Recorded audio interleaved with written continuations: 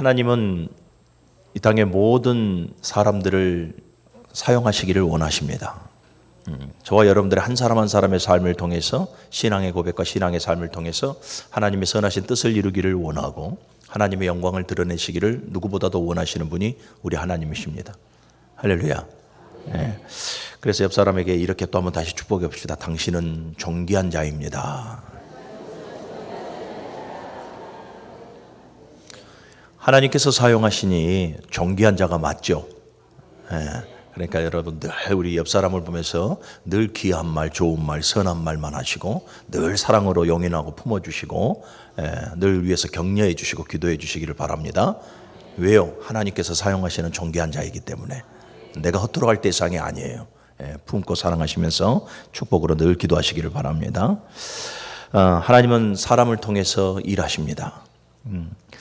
에스겔서 22장 30절의 말씀을 보면 이 땅을 위하여 성을 쌓으며 성 무너진 데를 막아서 나로 하여금 멸하지 못하게 할 사람을 내가 그 가운데에서 찾다가 얻지 못하였으므로 이렇게 말씀을 해요.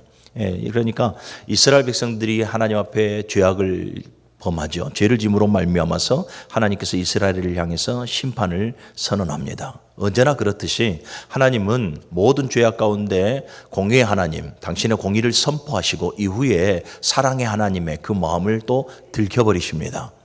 이스라엘 백성들을 향해서 너희가 죄악으로 말미암아서 심판을 받을 것이다. 하나님께서 선언하시지만 에스겔서 22장 30절의 말씀을 다시 보면 이 땅을 위하여 성을 쌓으며 무너진 데를 막으며 라고 말씀을 해요. 그러니까 이 성을 쌓다라는 것은 전제가 뭡니까? 성이 무너져 버렸다라는 것이죠. 그러니까 이스라엘 백성들이 완전히 영적으로 붕괴되어져 버렸다 하는 것을 상징적으로 말씀해 주고 있는 거예요.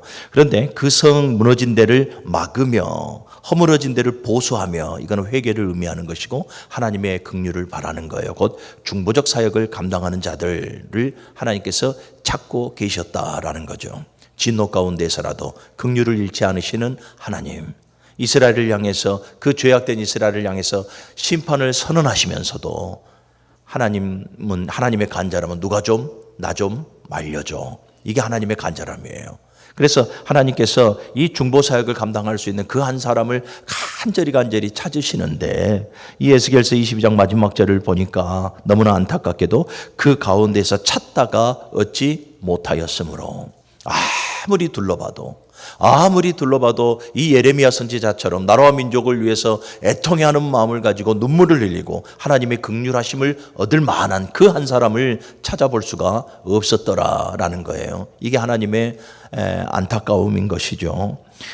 여러분, 소돔과 고모라의 사건을 우리는 너무나 잘 알죠. 죄가 관영함으로 하나님의 심판이 그 앞에 놓여져 있고 소돔과 고모라의 화려함을 보고 롯이 소돔과 고모라로 들어가지 않습니까? 이럴 때에 아브라함이 그 생질이었던 조카 롯을 위해서 하나님 앞에 간청을 해요. 하나님, 소돔과 고모라를 멸하시기 전에 그곳에 의인 50명이라도 있다면 의인 45명이라도 40명이라도 계속해서 하나님의 마음을 얻고자 이번만 내가 더 말씀드립니다.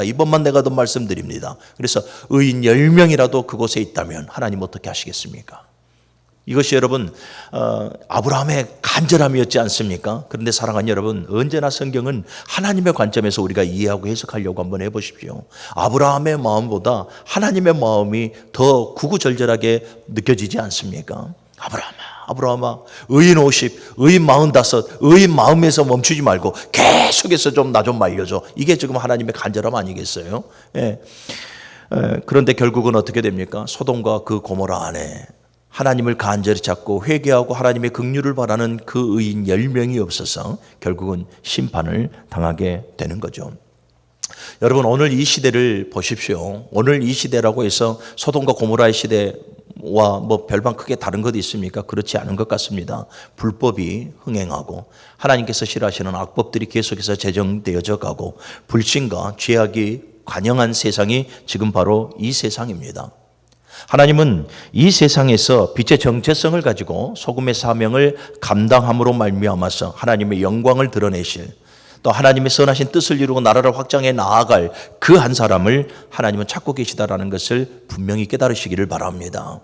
정말 이 시대를 바라보면서 이 불법과 불신과 악법과 모든 편법을 동원하여 하나님을 대적하고 하나님의 나라를 세워 나아가지 못하게 만드는 이 어둠의 이 시대에 나라와 민족을 보면서 정말로 눈물 뿌려 기도하는 예레미야처럼 눈물로 애통해하며 하나님의 마음을 얻으려 하는 그 한 사람을 하나님께서는 지금 찾고 계신다. 여러분, 우리가 사사기 지금 새벽마다 사사기 강해를 나가는데 사사기 2장 10절의 말씀을 보니까 여호수아와 이 가나안 정복의 1세대들은 다 하나님의 부르심을 받아서 떠나게 됩니다. 이제 남아있는 것은 2세대들이죠. 자녀들 세대예요. 그런데 그 자녀들 세대를 가리켜서 다음 세대라 말하지 않고 다른 세대라 이렇게 말을 해요. 당연히 의례껏 하나님의 인도하심 속에, 하나님의 역사 속에 인도하심을 받아서 가나안으로 왔고 가나안의 그 분배를 받아서 살아갑니다. 그러니 내 자녀들을 당연히 다음 세대라 이렇게 말할 법도 한데 성경은 다른 세대라 이렇게 말을 해요. 이 헤르라는 단어가 있는데 이 다른 세대라는 말은 여러분 연대가 다르다 뭐 이런 의미도 있지만 질이 다르다, 수준이 다르다 이런 의미도 포함되어져 있어요. 그러니까 여러분 지금 가나안 정복의 이 세대들은 여러분 부모 세대들과 달리 믿음이 다른 세대예요. 믿음의 수준이 다른 세대들.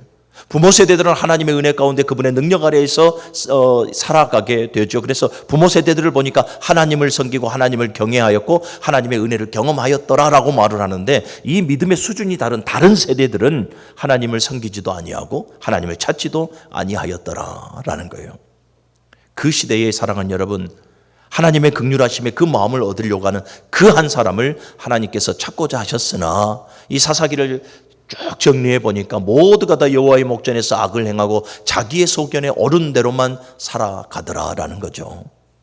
사랑하는 여러분, 우리는 이 시대에 예레미야처럼 눈물을 쏟아붓고 애통해하는 마음으로 하나님의 긍휼하심을 얻을 수 있는 그 한 사람이 되어져야 할 줄로 믿습니다.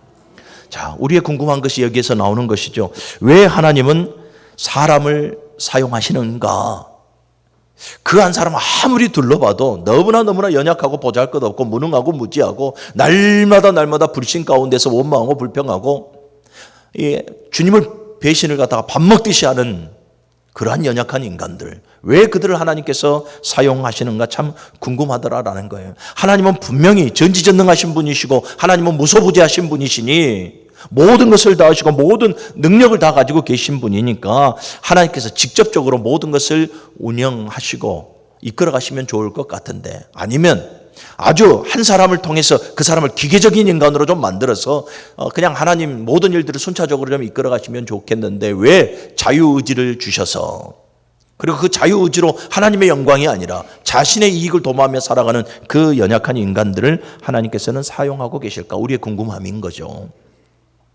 사랑하는 여러분, 하나님은 말씀 한마디로 천지만물을 창조하신 분입니다. 아멘. 모든 것을 다 알고 계시는 전지하신 분이십니다. 그리고 모든 일을 다 이루실 수 있는 전능자이십니다.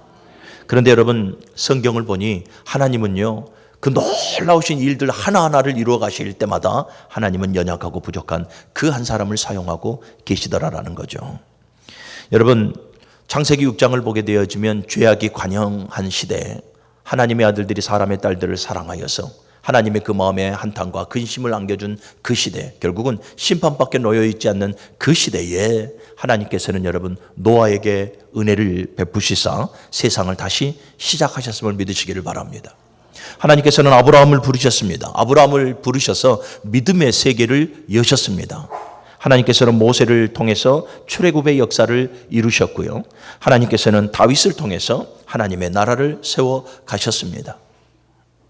하나님은 이사야를 부르셔서 하나님의 공의와 하나님의 사랑을 선포하게 하셨고, 이사야는 이 하나님의 그 부르심에 내가 여기 있나이다, 나를 보내소서, 하나님의 부르심에 합당한 삶을 살아갑니다. 가는 곳곳마다 하나님의 공의를, 하나님의 사랑을 선포하여 하나님의 영광을 드높였던 자가 바로 이사야입니다.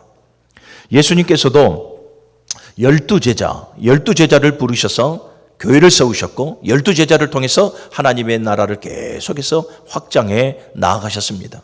하늘의 천군 천사를 부릴 수 있는 예수님께서 모든 권세가 예수 아래 무릎 꿇고 있는 그 권세를 가지신 분이 12제자를, 그 연약한 12제자를 택하셔서 하나님의 일에 쓰임받게 하시더라라는 거죠.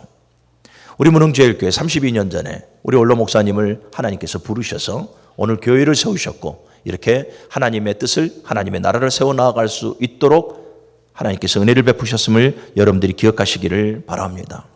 이처럼 여러분, 하나님의 일은요, 하나님의 일은 하나님이 하시지만 저와 여러분 한 사람 한 사람을 통해서 하나님께서 일하시고 계심을 여러분들이 기억하시기를 바랍니다. 그러니 오늘 모인 우리 모두는 여러분 존귀한 자인 거예요. 하나님 앞에 쓰임을 받지 않습니까?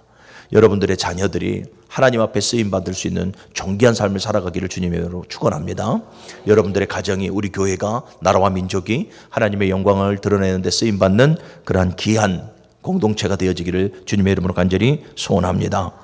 자, 그렇다면 하나님은 어떤 사람을 사용하실까? 또 궁금한 것이죠. 하나님은 왜 사람을 사용하실까? 그런데 하나님은 또 어떤 사람을 사용하실까라는 거예요. 하나님께서 사용하시는 사람이니 우리네 생각으로는 좀 뭔가 대단한 사람이 좀 준비되어져야 할 것 같아요. 스펙으로나 영성으로나 지성으로나 모든 부분에 있어서 부족함이 없는 사람, 그러한 사람을 우리는 좀 내심 기대합니다만은 성경을 여러분 우리가 쭉 훑어보니까 하나님은 이런 사람을 사용하셔요. 어떤 사람을 사용합니까? 연약하지만, 무능하지만, 부족하지만, 없지만 하나님의 손에 붙들려 쓰임받는 사람, 하나님의 손에 붙들려 쓰임받는 그 한 사람을 하나님께는 사용하시고 그 사람을 통해서 하나님의 선하신 일을 이루어 가시더라라는 거죠. 오늘 그 중에 한 명, 하나님의 손에 붙들림 받아서 쓰임받는 그 중에 한 명이 오늘 본문에 나오는 바로 다니엘이라 하는 사람이죠. 우리는 다니엘을 보면서 다니엘이 왜 하나님 앞에 쓰임받을 수밖에 없었는가, 이것을 이 다니엘서 6장을 통해서 한번 우리가 좀 알아보려고 하는 겁니다. 먼저 우리 3절의 말씀을 같이 한번 읽어봅시다. 3절입니다. 시작. 다니엘은 마음이 민첩하여 총리들과 고관들 위에 뛰어남으로 왕이 그를 세워 전국을 다스리게 하고자 하여. 아멘. 다니엘을 보니까 먼저 그 마음이 민첩하였다. 하나님께서 사용하시는 자는 그 마음이 민첩한 자가 되어져야 한다라는 것을 알 수가 있죠. 마음이 민첩하다라는 것은 여러분 성격이 민첩하다, 빠르다 이런 의미가 아니에요. 원어를 보면 영이 깨어있다 또는 영이 뛰어나다 이런 의미를 가지고 있어요. 그러니까 여러분 다니엘은 지금 비록 포로의 신분이지만, 노예의 신분이지만 그의 영은 어떻게 되어져 있습니까? 늘 깨어있고 뛰어났다라는 거예요. 늘 깨어있고 뛰어나기 때문에 하나님의 말씀 앞에 빠르게 순종할 수 있었고, 어렵고 힘든 그 상황 가운데 영적으로 빠르게 반응할 수가 있었더라라는 거예요. 그리고 또한 그 영적으로 빠르게 반응할 수 있었으니 부지런히 열심을 다해서 충성되게 하나님 앞에 쓰임받을 수 있었다라는 거예요. 바라기는 우리 문흥교회 모든 성도들이 여러분들의 마음이 민첩하기를 바랍니다. 여러분들이 영적으로 깨어있기를 바랍니다. 영적으로 뛰어나기를 바랍니다. 그래서 하나님의 말씀, 오늘도 이 말씀을 통해서 선포되어지는 이 말씀 가운데에 나에게 주시는 그 레마의 말씀이 들려오거들랑 사랑하는 여러분, 아멘과 동시에 빠르게 즉각적으로 순종하시기를 바랍니다. 이게 여러분 영적으로 민첩한 자의 행동인 거고 자세인 거예요. 여러분 영적으로 민첩한 사람은 신앙생활을 게으르거나 나태되게 하지 않습니다. 영적으로 민첩한 사람은 여러분 신앙의 생활을 이루기 위해서 집중합니다. 부지런히 충성되이 열심으로 신앙의 삶을 살아갑니다. 예배 생활도 마찬가지고 기도 생활도 마찬가지고 날마다 민첩하게, 그래서 하나님의 마음을 시원케 하는 자들이 바로 이 마음이 민첩한 자들, 영적으로 깨어있고 영적으로 뛰어난 자들이에요. 여러분 다니엘만 그렇습니까? 그렇지 않잖아요. 모든 믿음의 사람들이 다 그래요. 사도 바울도 보면 로마서 12장 11절의 말씀을 보니까 부지런하여 게으르지 말고 열심을 품고 주를 섬기라 라고 말씀을 해요. 부지런하여 게으르지 말라라는 것이 무엇입니까? 바로 이거예요. 너희들의 마음이 좀 민첩해라 이 말이에요. 너희들이 영적으로 좀 뛰어나고 영적으로 깨어있어 하나님의 마음을 좀 시원케 하는 자들이 되어져라. 오늘도 하나님의 말씀이 선포되어지면 그 말씀 앞에 두 마음 품지 말고 계산하지 말고 하나님의 말씀 앞에 즉각적으로 순종하여 하나님의 선하신 그 뜻을 이루며 살아가는 너희가 되어져라 라는 말씀 아니겠습니까?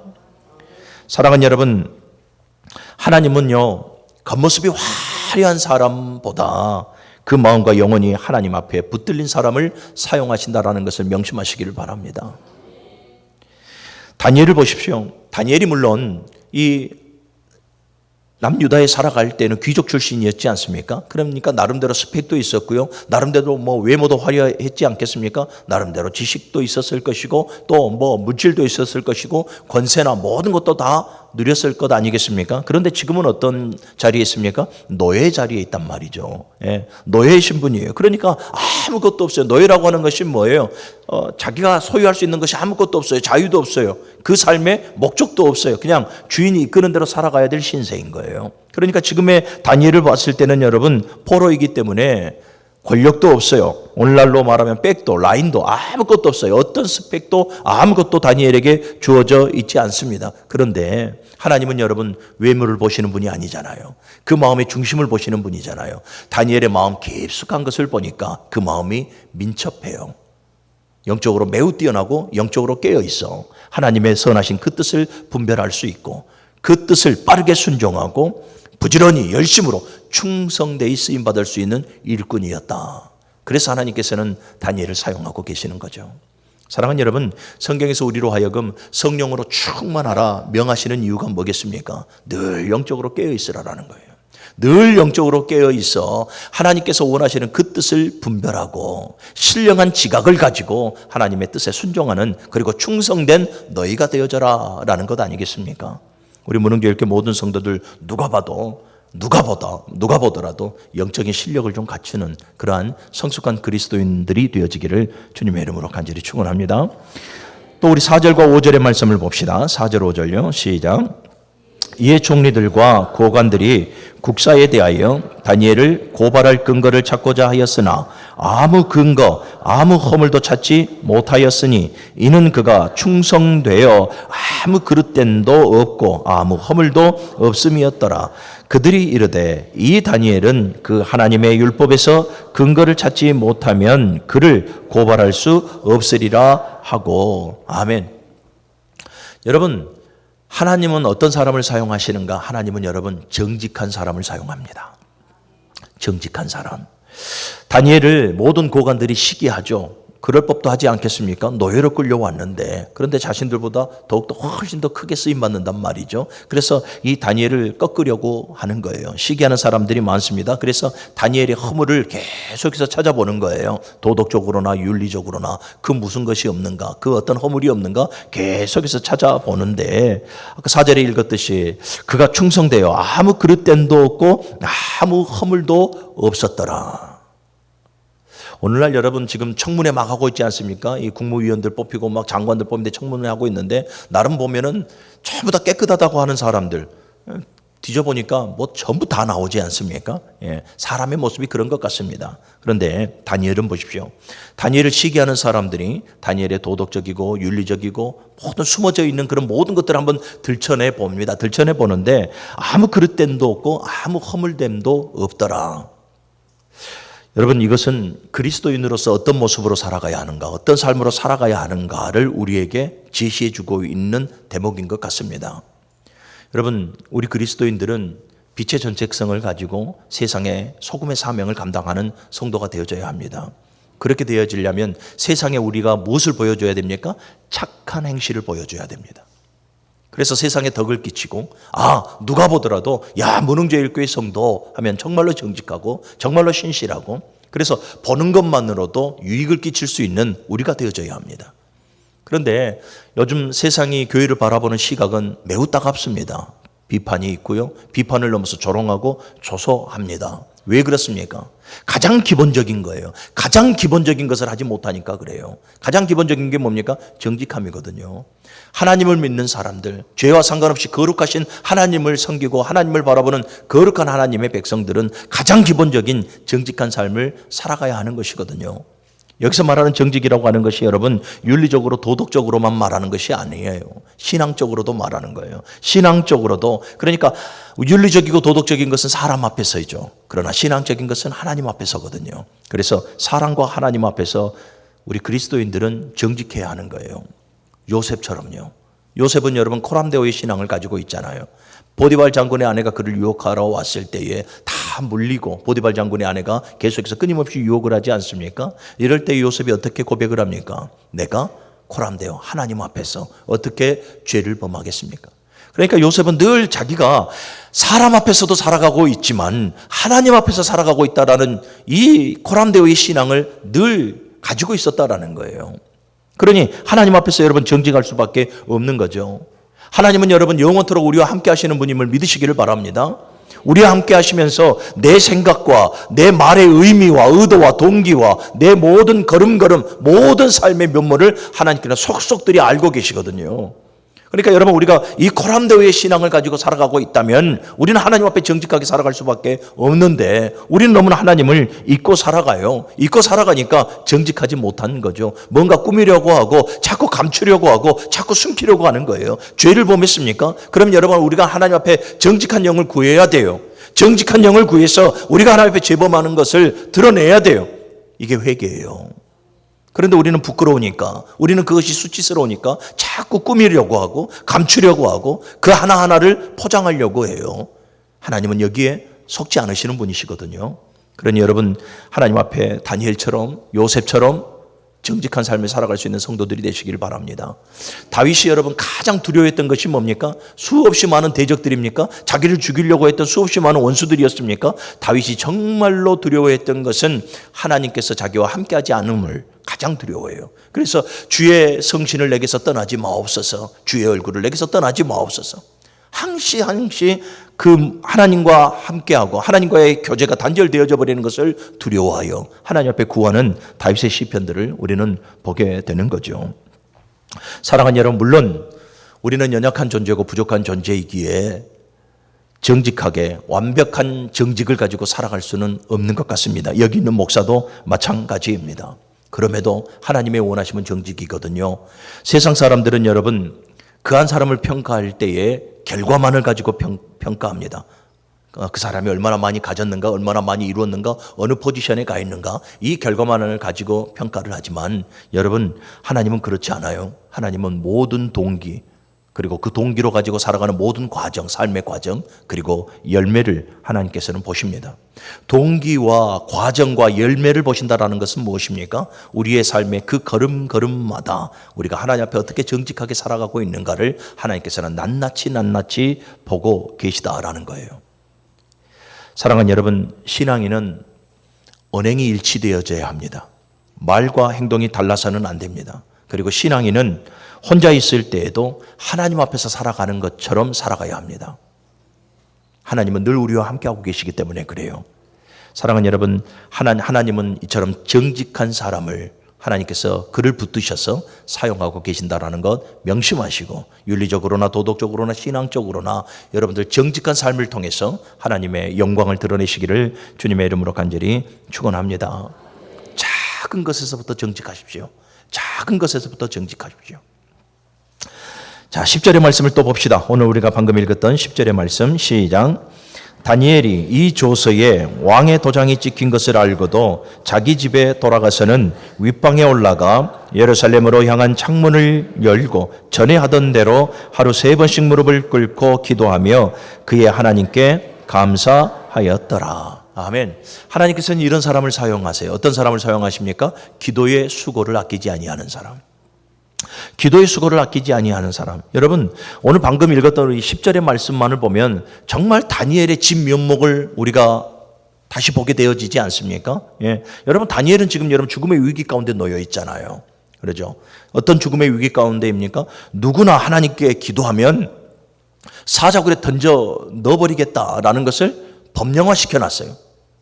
도장으로 쾅 찍어놨다 이 말이에요. 도장으로 의인이 찍혀버렸으니 왕도 자기가 이 만들어버린 그 도장 찍힌 그 법안에 대해서는 해지할 수가 없는 거예요. 그러니 다니엘을 보십시오. 이 다니엘은 꼼짝없이 죽게 되어져 버린 그런 상황에 놓여 있거든요.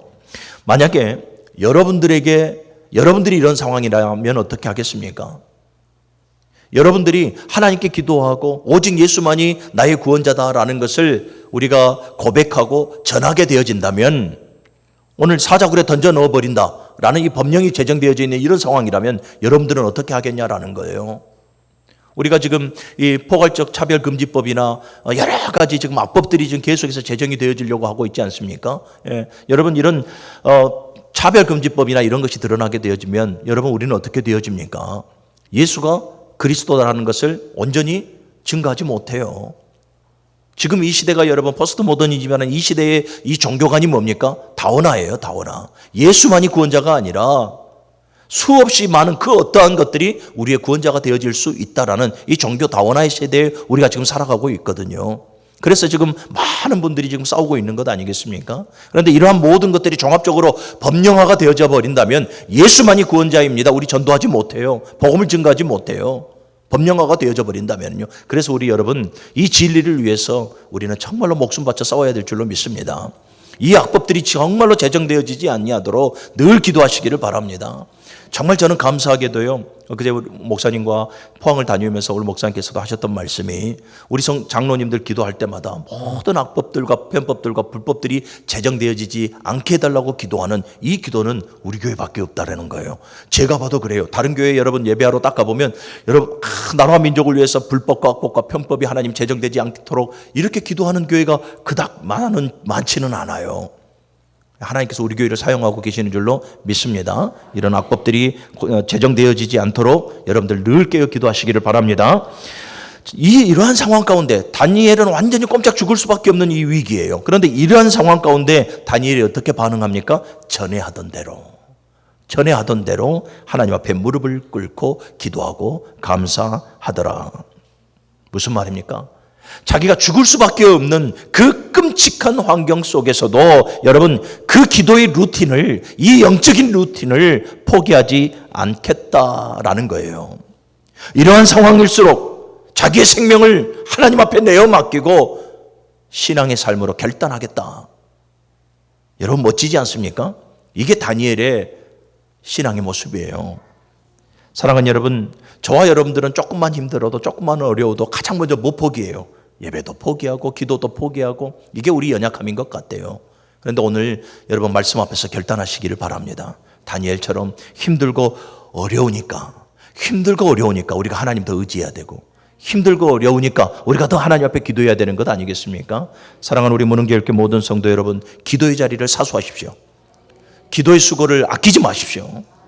기도의 루틴을 포기하지 마십시오. 흐트러뜨리지 마십시오. 날마다 하나님 앞에 무릎 꿇고 기도하고 날마다 주의 음성을 듣고 살아갈 수 있는 영적으로 정말로 깨어있고 민감한 성도들이 되시기를 주님의 이름으로 간절히 축원합니다.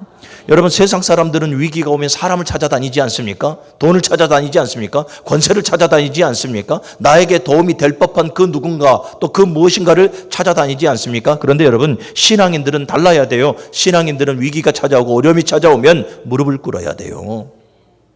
금요일날 말씀드렸던 것처럼 낙타 무릎이 되어져야 돼요.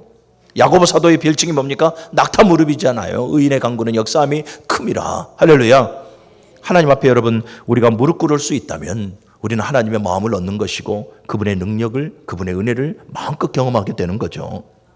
다니엘을 보십시오. 위기 가운데 다니엘은 그렇게 반응합니다. 하루에 전에 하던 대로 예루살렘을 향해 창문을 열어놓고 하루에 3번씩 기도하고 하나님 앞에 감사하였더라. 오늘 이 정도의 수준을 가진 우리 문흥교회 성도들이 되어지기를 주님의 이름으로 간절히 부탁을 드립니다. 마지막으로 하나님께서 하나님께서 사용하시는 사람은 어떤 사람인가? 하나님께 순종하는 사람이에요. 두말할 필요도 없어요. 하나님 앞에 순종하는 사람. 성경에 나오는 다니엘을 비롯한 성경에 나오는 모든 믿음의 사람들은 언제나 하나님 앞에 순종으로 나아가는 사람들입니다.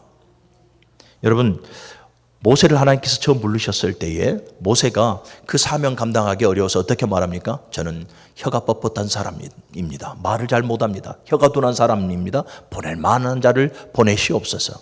하나님께서 이 예레미야를 부르실 때에도 하나님 저는 너무나 어리고 무능한 자입니다. 고백합니다. 하나님께서 예수님께서 베드로를 부르셨을 때에도 죄인이라 말하면서 그 사명의 길을 걸어가지 않으려 합니다.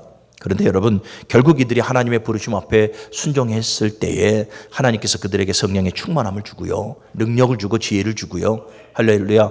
감당할 수 있는 그 힘을 주셔서 하나님의 그 선하신 일들을 이루어 가셨음을 믿으시기를 바랍니다. 말씀을 정리하겠습니다. 사랑하는 여러분, 하나님은 사람을 통해서 일하십니다. 그래서 저와 여러분들은 더욱 존귀한 자들입니다. 하나님은 특별한 능력을 가진 자들을 사용하시지 않습니다. 내가 강하다, 내가 할 수 있다 하는 자들을 사용하시는 것이 아니라 하나님께서는 오늘 다니엘처럼 이런 사람을 찾습니다. 하나님은 마음이 민첩한 사람, 영적으로 깨어 있어서 나태와 게으름을 다 물리치고 하나님의 그 선하신 그 뜻을 분별하고 그 뜻에 충성을 다하는 영적으로 그 마음이 민첩한 자를 하나님께서는 사용하십니다. 또한 하나님은 정직한 자를 사용하십니다. 작은 것에서부터 정직하십시오. 그리고 하나님은 숱한 위기 속에서도 기도의 수고를 아끼지 아니하고 기도의 자리를 사수하는 자를 하나님께서는 사용하십니다. 그리고 하나님은 끝까지 하나님께 순종하는 자를 사용하십니다. 사랑하는 여러분, 두 마음을 품지 마십시오. 계산하지 마십시오. 하나님의 말씀이 우리에게 들려집니까? 내 심령에 지금 레마의 말씀이 들려집니까? 두 마음 품지 말고 계산도 하지 마십시오. 하나님은 언제나 오르신 분입니다. 하나님은 언제나 나보다 오르신 분입니다. 우리가 해야 될 것은 두 마음을 품고 유불리를 계산하는 것이 아니라 어떻게 하면 하나님의 말씀에 순종할까? 사랑하는 여러분, 내가 약하니까 목사님 나는 너무 약하거든요. 나는 너무 부족하거든요. 나는 너무 가진 게 없거든요. 우리 이런 소리 하지 말고요. 여러분 이거 아십니까? 하나님은 십자가라는 가장 연약하고 가장 볼품없고 가장 수치스러운 그 막대기를 사용하셔서 모든 인류를 구원하셨습니다. 우리가 핑계할 것 아무것도 없습니다. 이사야처럼 주님 내가 여기 있습니다. 나를 사용하여 주옵소서. 이 고백이 여러분들의 삶 속에 자연스럽게 흘러가고 그 고백대로 여러분들의 삶 속에서 하나님께서 사용하시는 그 흔적들이 열매로 나타나 보여줘야 될 줄로 믿습니다.